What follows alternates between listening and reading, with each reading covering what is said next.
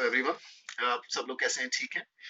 Congratulations आप सब लोगों के लिए कि हमारे 100 सब्सक्राइबर हो गए और ये सब आप लोगों की मोहब्बत है और आप लोगों की जो है काविशें हैं कि आप सब लोग एक दूसरे से शेयर कर रहे हैं और आप तमाम लोग सीख रहे हैं। आई एम सो हैप्पी।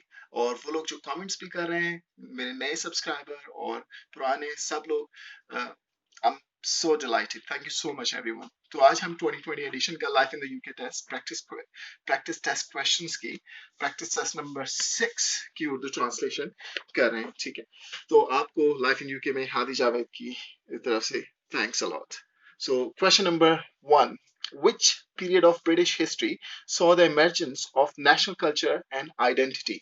कहते हैं कि बरतानवी तारीख का वो कौन सा दौर था जिसमें बरतानवी जो सकाफत थी वो और उसकी जो आइडेंटिटी थी, उसकी जो पहचान थी, बहुत उभर के सामने आई। तो वो बरतानवी तारीख का कौन सा जमाना था, आपको वो बताना है। ए, क्या वो ब्रोंज एज है? बी, द मिडल एजेस, क्या वो मिडल एजेस है? सी, द विक्टोरियन पीरियड, क्या वो विक्टोरियन का जमाना है? या डी, द ट्यूडर पीरियड, या वो ट्यूडर का जमाना है? तो इसका जो सही जवाब है वो है बी, द मिडल एजेस। वो दौर था जिसमें British history saw the emergence of a national culture and identity. Question number 2, what is the capital city of the UK? Capital city UK का कौन सा है, मतलब सबसे बड़ा सिटी यूके कौन सा है? ए, बर्मिंघम, बी, लिवरपूल, सी, लंदन, या डी, शेफील्ड। तो आप सब लोगों को पता है इसका जवाब है सी, London. Question number 3, is the statement below true or false? नीचे दिया statement सही है या गलत? Sir Steve Redgrave was the first man in the world to run a mile in under 4 minutes. कहते हैं सर स्टीव रेडग्रेव वो पहला शख्स था जिसने दुनिया में 1 मील की दौड़ 4 मिनट से कम वक्त में कंप्लीट की। तो ये बिल्कुल गलत स्टेटमेंट है, इट्स फॉल्स। वो रॉजर बैनिस्टर, वो भी ब्रिटिश था जिसने जो है जो फर्स्ट माइल है अंडर 4 मिनट्स कंप्लीट किया था। So that was not Sir Steve Redgrave, that was Roger Bannister. Question number 4, is the statement below true और फॉल्स? नीचे दिए गए स्टेटमेंट सही है या गलत? Between 1853 and 1930, very few British citizens left the UK to settle overseas. कहते हैं 1853 से लेके 1913 तक बहुत थोड़े बरतानवी थे जिन्होंने यूके छोड़कर बाकी की दुनिया में जाके आबाद हो गए। तो ये स्टेटमेंट सही है गलत? ये बिल्कुल गलत स्टेटमेंट है, फॉल्स। उस दौरान बहुत सारे लोग, बहुत बरतानवी जाके बाकी दुनिया में आबाद हुए थे। ज्यादातर लोग गए थे यूरोप में, ऑस्ट्रेलिया, कनाडा, अमेरिका, न्यूजीलैंड जैसी जगहों पे। सही, so that statement is false. Question number 5, is the statement below true or false? नीचे दिया स्टेटमेंट सही है या गलत? Shakespeare wrote the line the darling birds of May. कहते हैं जो The Darling Birds of May का सेंटेंस है ये शेक्सपियर ने लिखा है, तो ये बिल्कुल सही है, इट्स ट्रू। ये इनका 18वां जो सोनेट है उसमें से एक लाइन ली गई है और 18वां सोनेट जो है वो प्ले राइट है, वो बहुत ज्यादा पॉपुलर है। सो that statement is correct. Question number 6, is the statement below true or false? नीचे दिया स्टेटमेंट सही है या गलत? Sir Ian Botham captained the England rugby team. कहते हैं जो सर इयन बॉथम है उन्होंने इंग्लैंड रग्बी टीम की कप्तानी की थी। क्या स्टेटमेंट सही है गलत? ये बिल्कुल गलत स्टेटमेंट है। जो लोग क्रिकेट देखते हैं उनको पता है सर इयन बोथम जो है वो क्रिकेट टीम के कैप्टन रहे हैं, आजकल कमेंटेटर भी हैं। Question number 7, where did the Boer War take place? कहते हैं कि बोयर वॉर कहाँ हुई थी? ये सवाल पहले भी आ चुका है, हम श्योर जो लोग वीडियो देख रहे हैं उनको पता है। ए, क्या वो South Africa, B France, C England, या डी टर्की? तो इसका सही जवाब है ए, साउथ अफ्रीका में बोयर वॉर हुई थी। वो पूछ यही रहे हैं कि बोयर वॉर कहाँ हुई थी, वो साउथ अफ्रीका में। Question number 8, Richard Arkwright is remembered for developing which of the following? कहते हैं रिचर्ड आर्कराइट को याद रखा जाता है कि उसने तरक्की दी थी किस चीज को इन चार में से? ए, रडार सिस्टम, क्या उसने रडार सिस्टम को तरक्की दी थी? B, efficient and profitable factories, क्या उसने मौसर और मुनाफा बख्श फैक्ट्रियां बनाई थी? या सी, यूनिवर्सल सफरेज, या वो आलमी तौर पर सफरेज उसको तरक्की दी थी। सफरेज आपको पता है जो वोट राइट का हक जो था वोट लेने के लिए, वो मूवमेंट सफरेज कहलाती है। ये D, the world wide web, या उसने वर्ल्ड वाइड वेब को तरक्की दी थी। तो इसका जो सही जवाब है वो है B, efficient and profitable factories की डेवलपमेंट में आर्कराइट जो है ना उसको याद रखा जाता है। Question number 9. Henry VIII took which title in relation to Ireland? कहते हैं आयरलैंड के हवाले से हेनरी एट को हेनरी एट ने कौन सा टाइटल हासिल किया? ये सवाल है कि हेनरी एट ने कौन सा टाइटल हासिल किया आयरलैंड के मुनासबत से। आयरलैंड जो कंट्री है, ए क्या वो हेड स्टेट था, बी वो किंग ऑफ स्टेट था, सी या लेफ्टिनेंट था, यस डी कमांडर था आयरलैंड का। तो इसका जो सही जवाब है वो B, he was also king of Ireland. तो उसका टाइटल जो था वो किंग था। Question number 10. Which of the following statement is correct? नीचे दिया कौन सा स्टेटमेंट सही है? A. During the 16th century, the Scottish Parliament welcomed the authority of the Pope. कहते हैं 16वीं सदी में स्कॉटिश पार्लियामेंट ने जो पोप है उसकी अथॉरिटी को मान लिया था, उसकी जो पावर है, उसकी जो अथॉरिटी है उसको एक्सेप्ट कर लिया था। या B, during the 16th century the Scottish Parliament abolished the authority of the Pope. या 16वीं सदी में स्कॉटिश पार्लियामेंट ने पोप की अथॉरिटी को मुस्तरद कर दिया था। तो इसका जो सही जवाब है वो है B, during the 16th century the Scottish Parliament abolished the authority of the Pope. Question number 11. Which of the following statement is correct? नीचे दिया गया कौन सा स्टेटमेंट सही है? A. A magistrate's court deals with only the most serious criminal cases. कहते हैं जो मैजिस्ट्रेट कोर्ट है वो बहुत ही संगीन किस्म के मुजरमाना मुकदमे सुनता है। या B, a magistrate's court deal with minor criminal offenses. जो मैजिस्ट्रेट कोर्ट है वो छोटे मुजरमाना मुकदमे, छोटे मुजरमाना किस्म के मुकदमे हैं वो सुनता है। तो इसका जो सही जवाब है वो है B, it's a correct statement, a magistrate's court deals with minor criminal offences. Question number 12. Which of the following is an important festival for Muslims in the UK? कहते हैं इन चार में से बताइए कौन सा अहम त्योहार है मुसलमानों के लिए यूके के अंदर। ए, क्या हनुका है?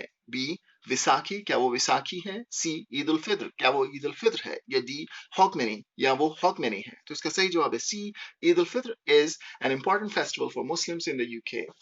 Question number 13. The National Stedford is major cultural festival which takes place in which country? कहते हैं जो नेशनल स्टैटफोर्ड है ये बहुत बड़ा सकाफती त्योहार है, मेला है जो यूके की किस कंट्री में होता है। आपको ये बताना है वो किस कंट्री में मुनक्किद होता है। ए, इंग्लैंड, क्या वो इंग्लैंड में होता है? बी, स्कॉटलैंड, क्या वो स्कॉटलैंड में होता है? या सी, वेल्स में होता है? या डी, नॉर्दर्न आयरलैंड में? तो इसका सही जवाब है सी, जो नेशनल स्टैटफोर्ड है major cultural festival, it take place in Wales. Question number 14. Is the statement true or false? नीचे के statement सही है या गलत? The threat of Viking attack caused the peoples in the north to unite and begin to use the term Scotland to describe that country. कहते हैं Viking के हमलों का जो खौफ था इसने शुमाल में, यूके के जो शुमाल में लोग थे वो उनको जो है यूनाइट होने में, मुत्तहिद होने में किरदार अदा किया। मतलब वाइकिंग अटैक की वजह से लोग खौफज़दा थे, वो मुत्तहिद हुए शुमाल में और and begin to use the term Scotland to describe the country, और अपने इस मुल्क को बताने के लिए स्कॉटलैंड का लफ्ज इस्तेमाल करने लगे। तो क्या ये स्टेटमेंट सही है? तो ये बिल्कुल सही स्टेटमेंट है, true. Question number 15. What are the BAFTAs, the British equivalent of? कहते हैं जो British academy for films award है, ब्रिटिश एकेडमी फिल्म अवार्ड जो है वो इन चार में से किसके ज्यादा करीब तरीन है? ये ऐसे ही सवाल इन्होंने पूछ लिया है। I am not agree but well anyway. A, the Victoria Cross, क्या बाफ्टा जो ब्रिटिश अवार्ड है, फिल्म एकेडमी अवार्ड है, क्या वो विक्टोरिया क्रॉस के करीब है? B, the Man Booker Prize, क्या वो मैन बुकर प्राइज के करीब है? C, the Laurence Olivier awards, क्या वो लॉरेंस ओलिवर अवार्ड्स के करीब है? या डी, द ऑस्कर्स, या वो ऑस्कर्स अवार्ड के करीब है? तो इसका सही जवाब है डी, बाफ्टा जो ब्रिटिश इक्विवेलेंट है वो ऑस्कर्स के इक्विवेलेंट एक अवार्ड है। ठीक है। Question number 16. Which famous British novelist wrote Brighton Rock? कहते हैं वो कौन सा बरतानवी नॉवलिस्ट है जिसने नॉवेल लिखा है ब्राइटन रॉक? अब इन चार में से आपको बताना है। ए, क्या वो किंग्सले एमिस है? बी, ग्रैहम ग्रीन है? सी, एवनली वो है? या डी, आर्थर कॉनन डॉयल है? तो कौन है? इसका सही जवाब है बी, ग्रैहम ग्रीन ने ब्राइटन रॉक लिखा है. He is a famous British novelist as well. Question number 17, who is the ceremonial head of the Commonwealth? कहते हैं कॉमनवेल्थ का जो एजाजी सरबराह है वो कौन है? A, the prime minister, UK का वजीर आजम. B, the president of the USA, या यूएसए का प्रेसिडेंट. या सी, द क्वीन मलिका. या D, the Prince of Wales, या प्रिंस ऑफ वेल्स है. तो इसका सही जवाब है क्वीन. आप सब लोगों को पता है कॉमनवेल्थ के एजाजी हेड है the queen Elizabeth II. Question number 2. The French wars ended in 1815 when Napoleon was defeated by the Duke of Wellington at which battle? कहते हैं फ्रेंच वॉर खत्म हुई थी 1815 में जब नेपोलियन को शिकस्त दी थी ड्यूक ऑफ वेलिंगटन ने. आप उस जो जंग है उसका नाम बताइए. ए, क्या वो बैटल ऑफ वाटरलू है? बी, वाटर ऑफ ट्रफेलगर है? सी, बैटल ऑफ ऑस्टिन है? या डी, बैटल ऑफ नेस्बी है? तो इसका सही जवाब है A, Battle of Waterloo. Question number 19. Which Anglo-Saxon poem tells of its hero's battle against monsters? कहते हैं कि एंग्लो सैक्सन की एक नज्म है जिसमें उसके जो हीरो के किरदार हैं वो मॉन्स्टर से लड़ते हुए महसूस होते हैं. मतलब उस नज्म में जो उसके हीरो हैं वो मॉन्स्टर से लड़ते हैं. वो उस पोएम का आपने नाम बताना है. ए, क्या वो बीवुल्फ है?